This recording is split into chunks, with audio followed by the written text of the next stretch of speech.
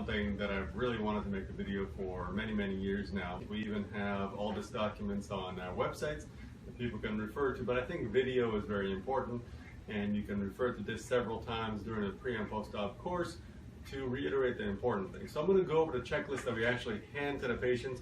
This is a list that I've made of bullet points, and I go over this with patients and I hand it to them like that. So first thing is, always make sure all your questions are answered before surgery. You don't want to really have questions after surgery.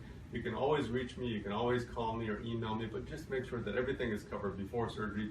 That's the most important thing. We send everybody for labs. We don't just willy-nilly go through surgery. Pretty much all of our patients go through an extensive workup. We want to make sure that they're healthy for surgery, that they don't all of a sudden get a heart attack or any other issues or bleeding problems. Everything gets diagnosed beforehand. When you see your family doctor, if you need further testing, for example, hematologic testing, if there's any bleeding disorders, some patients may even need a psychiatric clearance just to make sure that they're able to go through surgery and deal with the stresses of an elective surgery. There's labs that we do, CBC with coags and platelets. All that stuff needs to be done before surgery, within 30 days of surgery, and fax to us, and that's important. You have to, if you have an insurance part for the case, for example, if a septoplasty has been done, if there's a turbinate reduction being done, and a portion of that is going through insurance, you have to make sure with your own insurance company that you have the necessary coverage. We don't want you to have any surprises. It's really important to just make sure you call your insurance company. My staff obviously will do that, but you also are responsible, and I want you to take that responsibility seriously so there's no surprises afterwards. This is a really important point, really important. I have a separate video on my YouTube channel simply about this one point, and that is the ingredients that you eat and drink 2 weeks before surgery, 2 weeks after surgery. 10-15 years ago, I would only tell patients, avoid aspirin, avoid vitamin E, but today there's so many more products in our food that can be problematic. Flax seeds, chia seeds, almonds, walnuts, fish oil, omega-3s. The list is very extensive. Garlic, ginkgo, echinacea, goes on and on and on. And all this creates more bleeding during surgery, which can complicate things. It can actually create more swelling, more scar tissue. It can affect results. So it's really important. Don't take it for granted just because you don't add chia seeds to your food or flax seeds to your food. Don't assume that the sandwich that you just got from the deli next door doesn't have some flax seeds in the bread. So always check that stuff. Your oatmeal could have omega-3s added to it, and you won't even be aware of it. So read all the ingredients.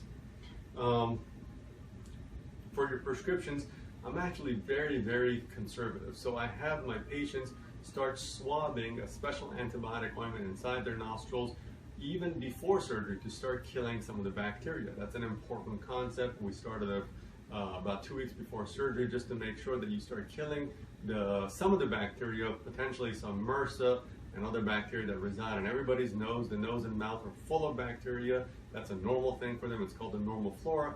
And we have you kind of debride that by using ointment before surgery, and then you continue that after surgery as well. So that's important. Now, people ask, what can I do for bruising and swelling? And again, avoiding those things that we talked about in that other video is important.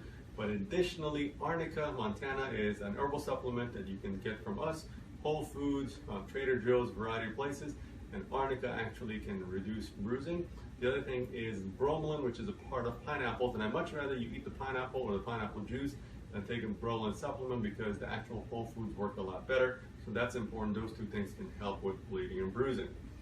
Drink well, lots of water before surgery. You want to be well hydrated. About 12 or so hours before surgery, you can't eat or drink anything, but the night before, you really want to drink plenty of water so you're not dehydrated. A lot of patients can be nervous, they're not drinking enough, they're not eating enough before surgery.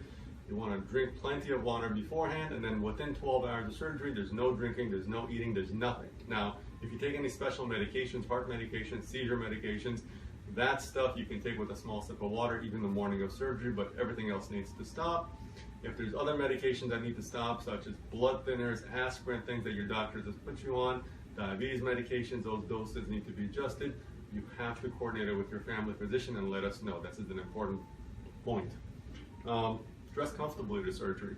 You want to show up very comfortable. Don't dress up, no makeup. I stress this so many times, and then I see women show up with mascara, eye makeup. It's really important. Just show up to surgery after you've taken a shower, wash your face with nice soap and water. Don't put any makeup, don't put any products on. Dress comfortably. You want to have either a zip-up shirt or a button-up shirt. You don't want something that goes over your face and can snag on the nose after surgery. You need somebody to drive you to surgery. If you have somebody that can drive you home and stay with you for the first 24 hours, that's important. Try to be relaxed. Ask me 1,000 questions, see me multiple times, but do it well before surgery. The morning of surgery is not the time to be going over last minute stuff, even though we can, obviously. I don't want you to be stressing yourself out over little details. The morning of surgery, you want to have a big smile on. Obviously, you'll be a little bit anxious, but I want you to think happy thoughts, think about your favorite vacation spot. The more calm you are, the lower your blood pressure is, the easier anesthesia becomes. You shouldn't come in all nervous and anxious and trying to go over last minute details again.